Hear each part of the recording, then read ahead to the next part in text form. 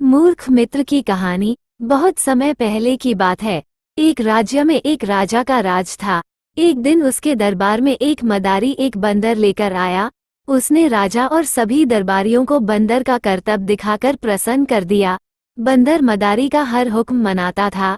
जैसा मदारी बोलता बंदर वैसा ही करता था। वो आज्ञाकारी बंदर राजा को भा गया। उसने अच्छी कीमत देकर मदारी से वो बंदर खरीद लिया। कुछ दिन राजा के साथ रहने के बाद बंदर उससे अच्छी तरह हिल मिल गया। वह राजा की हर बात मानता। वह राजा के कक्ष में ही रहता और उसकी सेवा करता था। राजा भी बंदर की स्वामिभक्ति देख बड़ा खुश था।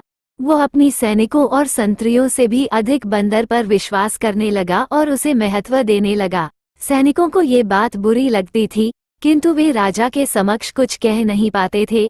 एक दोपहर की बात है। राजा अपने शयन कक्ष में आराम कर रहा था। बंदर पास ही खड़ा पंखा झल रहा था। कुछ देर में राजा गहरी नींद में सो गया। बंदर वहीं खड़े खड़े पंखा झलता रहा। तभी कहीं से एक मक्खी आई और राजा की छाती पर बैठ गई।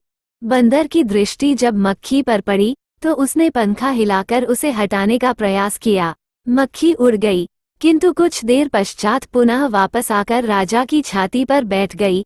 पुनः मक्खी को आया देख बंदर अत्यंत क्रोधित हो गया।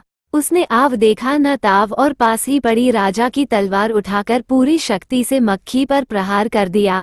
मक्खी तो उड़ गई, किंतु तलवार के जोरदार प्रहार से राजा की छाती दो टुकड़े हो गई और राजा के प्राण पखेरु उड़ गए। सीख: मूर्ख मित्र से अधिक बुद्धिमान शत्रु को तरजीह दी जानी चाहिए।